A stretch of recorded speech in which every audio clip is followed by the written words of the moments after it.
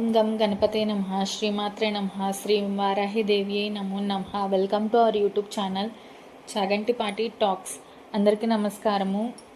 వైశాఖ మాసం వస్తుంది కనుక మనం వైశాఖ పురాణ పఠనం విందాము. శుక్లాంబరధరం విష్ణుం శశివర్ణం చతుర్భుజం ప్రసన్నవదనం ధ్యాయేత్ సర్వ విఘ్నోపశాంతయే. ఓం శ్రీ గణేశాయ నమః. వైశాఖ పురాణం మొదటి అధ్యాయము. సూత మహర్షి సౌనకాది మహర్షులను ఉద్దేశించి ఇట్లు పలికెను. మహర్షులారా వినుడు. రాజర్షి గంబరీషుడు బ్రహ్మమానసపుత్రుడగు నారదుని చూసి నమస్కరించి, మహర్షి, మీరు అన్ని మాసముల మహత్యమును వివరించిరి. అన్ని మాసముల యందు వైశాఖ మాసం మిక్కిలి ఉత్తమమైనది, శ్రీ మహావిష్ణువుకు మిక్కిలి ప్రీతిపాత్రమైనదని చెప్పినారు. వైశాఖ మాసము శ్రీ మహావిష్ణువుకు ఇష్టమగుటకు కారణమేమి? ఈ మాసమందు విష్ణుప్రియులమైన ధర్మములేవి, మానవులు ఆచరింపవలసిన దానములు, వాని ఫలములను వివరింపగోర్చున్నాను.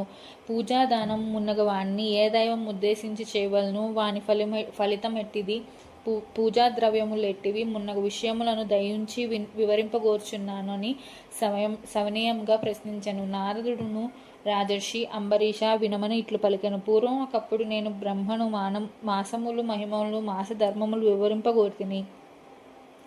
బ్రహ్మయు నారద, శ్రీ మహావిష్ణువు లక్ష్మీదేవికి మాసధర్మములను చెప్పుచుండగా వింటిని. నీకిప్పుడు శ్రీ మహావిష్ణువు లక్ష్మీదేవికి చెప్పిన విషయమునే చెప్పుదును.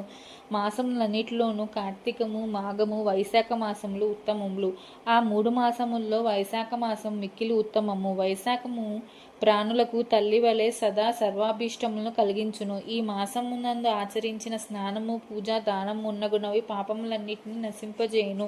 ఈ మాసమున చేసిన స్నాన, పూజ, జప, దానాదులను దేవతలు సైతము తలవంచి గౌరవింతురు.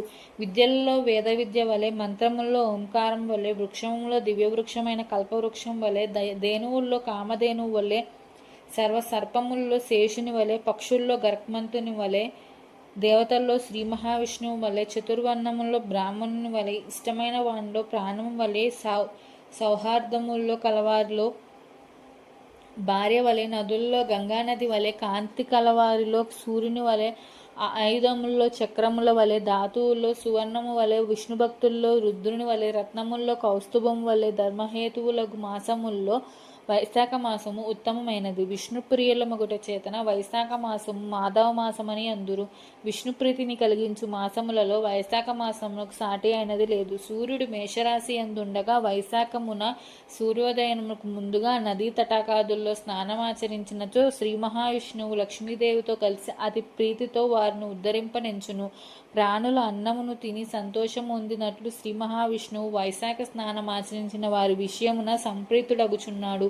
అట్లు వైశాఖ స్నానం ఆచరించిన వారికి అన్ని వరములు ఇయ సిద్ధమై ఉన్నాడు. వైశాఖ మాసమున ఒకసారి మాత్రమే స్నానము, పూజను చేసినను పాప విముక్తుడై విష్ణులోకమును చేరును.